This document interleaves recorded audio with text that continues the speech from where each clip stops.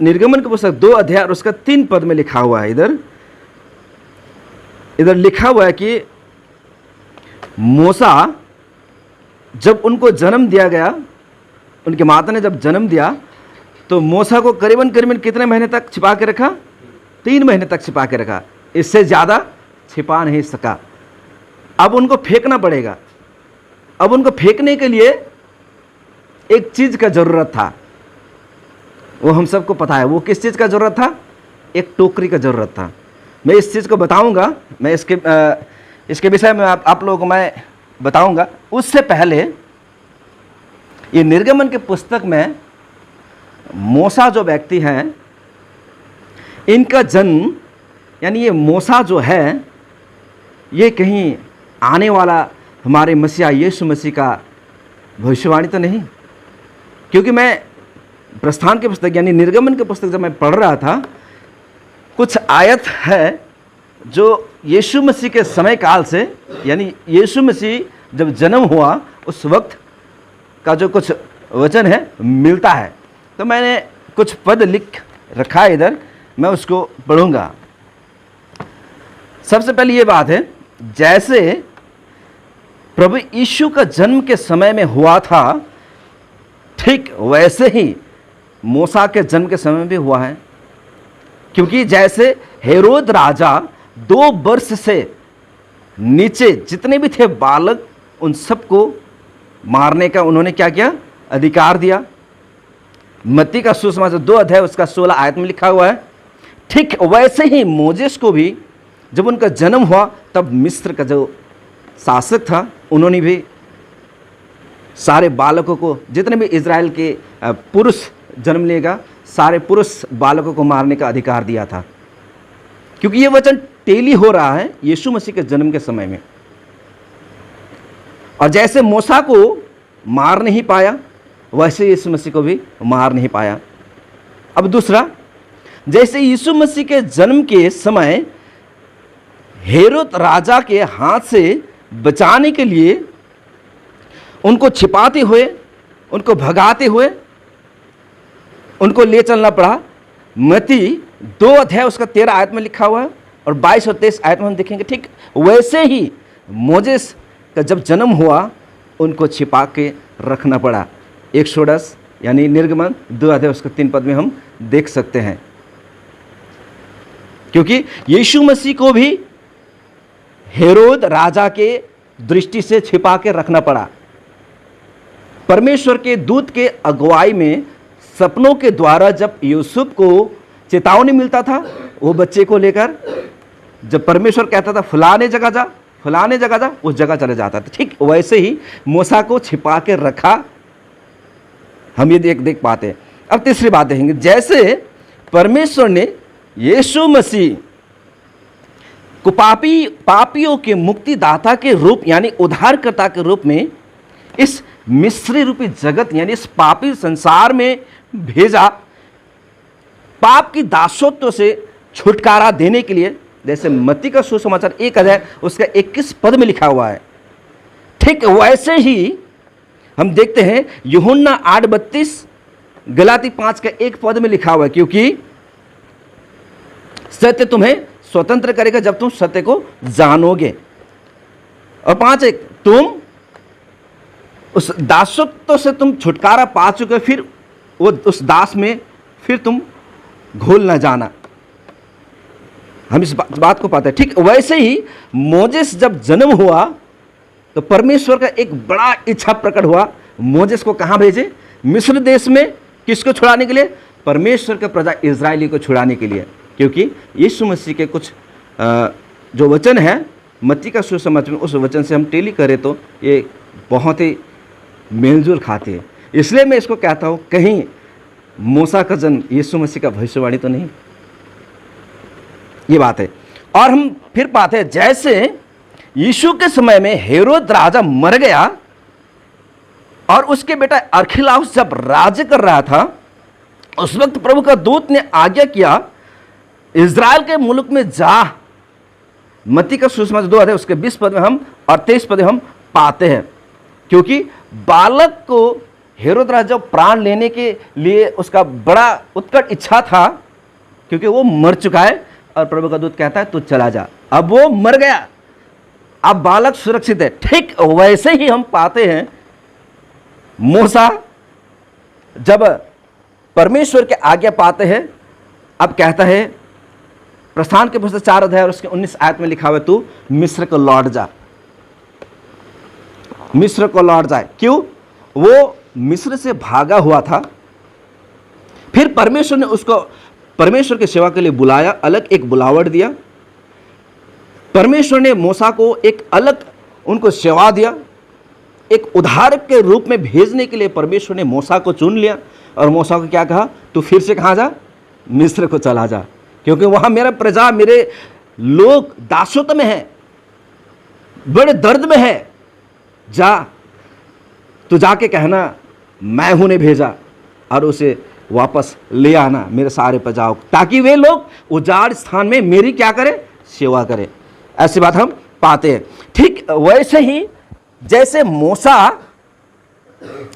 का एक वचन है, मूसा ने कहा है, ये हिब्रू की पुस्तक में हम पाते हैं, जहां पे लिखा हुआ है, मूसा ने कहा है कि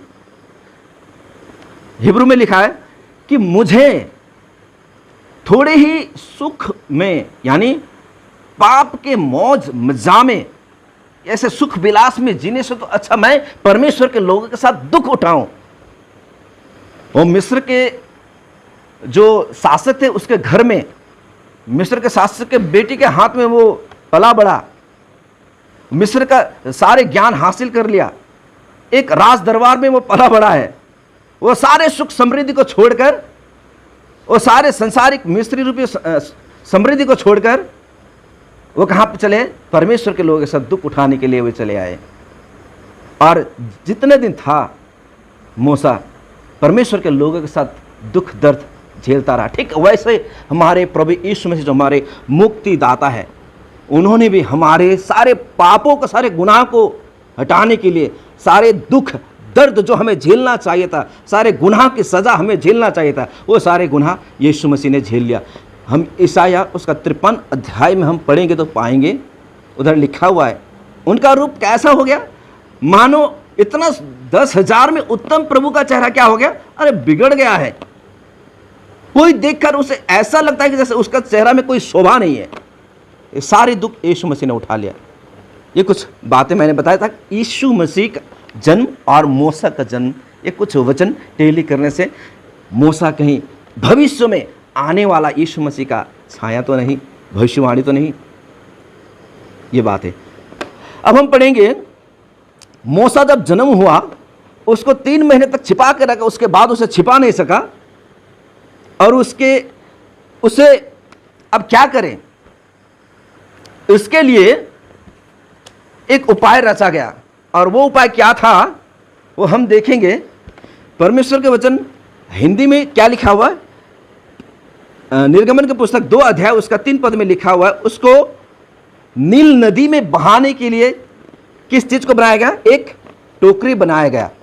अब इस टोकरी को यदि हम अंग्रेजी में देखेंगे तो उसमें लिखा हुआ है आर्क। आर्क लिखा हुआ है। आर्क यानी जिसका अर्थ होता है जहाज। अब देखिए, एक टोकरी जहाज कैसे बन सकता है? यानी मूसा का जो टोकरी है, जिस टोकरी में मूसा को रखा गया, वो टोकरी को एक जहाज के साथ तुलना किया जाता है।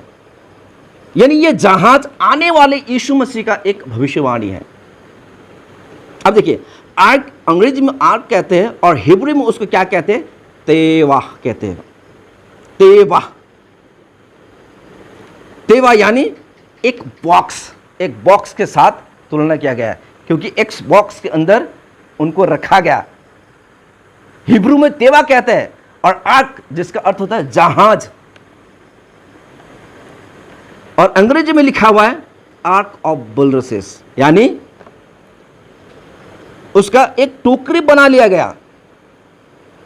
यानी नेपाली में कहे उसको पटेर का जहाज, यानी पटेर से बनाया हुआ था। पटेर का एक कोकरो बोलते हैं, कोकरो में बच्चे को रखते हैं, नेपाली में कोकरो बोलते हैं जिस टोकरी को। उस कोकरों को क्या कहते हैं? तेवा कहते हैं, यानी आर्क ऑफ बुलरसेस, यानी पटेर का कोकरो। अब हिंदी में क्या लिखा हुआ इसमें मुझे पता नहीं, सिर्फ टोकरी लिखा हुआ। किस चीज का टोकरी लिखा हुआ इसमें? सिर्फ टोकरी लिखा हुआ है ना। निर्गमन 2 अध्याय उसके 3 पद को पढ़िए थे, उसमें क्या लिखा हुआ है? सिर्फ टोकरी लिखा हुआ होगा, या उसके आगे कुछ है? जब वह उसे और छिपा ना सकी जी तब उसके लिए सरकंडों की एक टोकरी, जी जी जी जी, सरकंडों की एक टोकरी बना लिया गया। अब इसको यदि हम डेफिनेशन दे इसका, अब देखिए इसको क्या कहता है? सरकंडों के टोकरी, यानी आर्क ऑफ बुलरसेस, जिसका अर्थ होता है जहाज।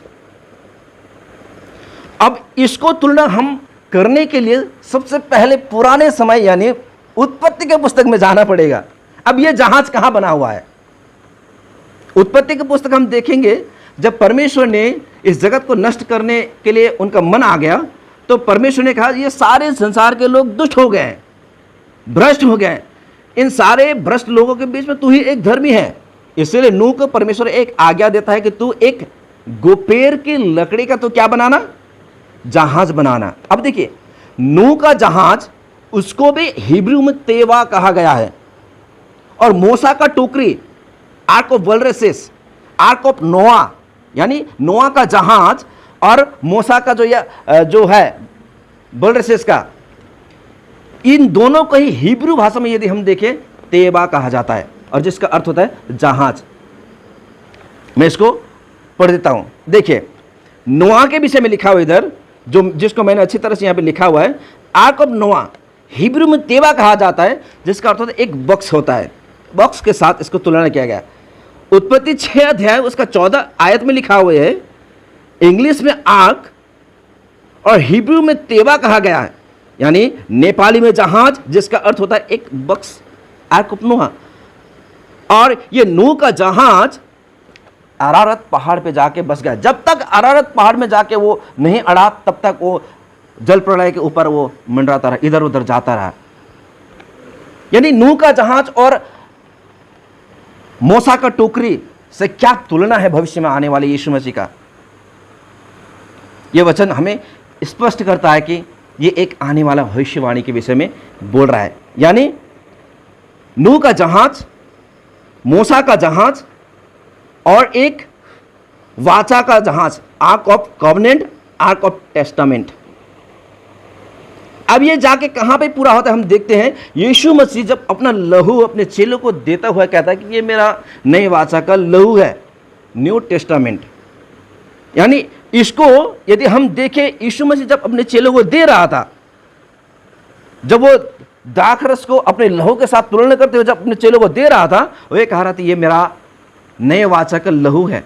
और इसको हम देखेंगे, इसको कहते हैं आर्क ऑफ टेस्टामेंट, यानी न्याय नियम का, है कि नहीं? आर्क ऑफ कॉवेनेंट, ये वाचा का जहाज, वाचा का नियम, ये हम पढ़ सकते हैं इधर, जिसको मत्ती का सुसमाचार 26 अध्याय उसका 28 पद में लिखा हुआ है। ये सारे चीज, जो ये जहाज, जो मूसा का टोकरी, जो मूसा जब जन्म हुआ, ये आने वाले भविष्य में यीशु मसीह का एक भविष्यवाणी था। इसलिए ये प्रस्थान का पुस्तक जो है, इसमें बहुत सारे ऐसे वचन हैं जो यीशु मसीह के साथ तुलना किया जाता है। क्योंकि पुराना नियम जो पंच ग्रंथ, जिसको पेंटाट्यूक कहा जाता है, ये पंच ग्रंथ, उत्पत्ति, निर्गमन, लेवी, गणति, व्यवस्था, ये पांचों ग्रंथ यीशु मसीह का एक छाया का एक प्रतिबिंब है इधर।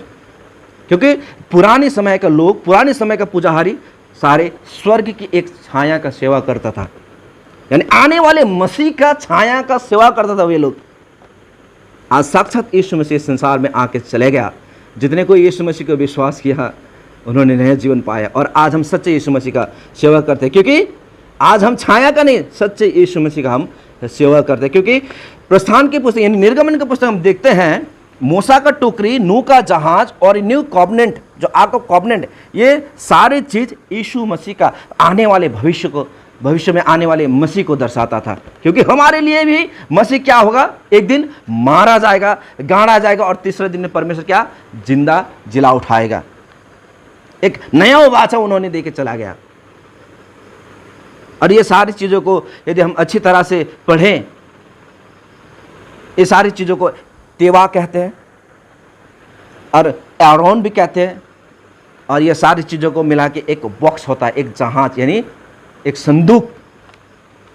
वो संदूक के अंदर ही जीवन है। जैसा यीशु मसीह के अंदर जीवन है, वही जीवन हमारे अंदर है।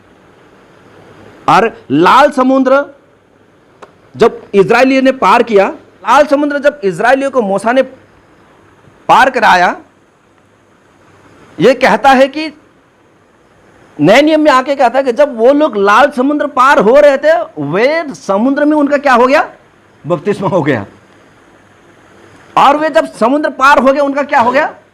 परमेश्वर का उद्धार उन्होंने देख लिया, यानी उन्होंने बपतिस्मा भी हो गया और उन्होंने एक उद्धार भी पा लिया मिस्र के वो सारे प्रहार हमले से।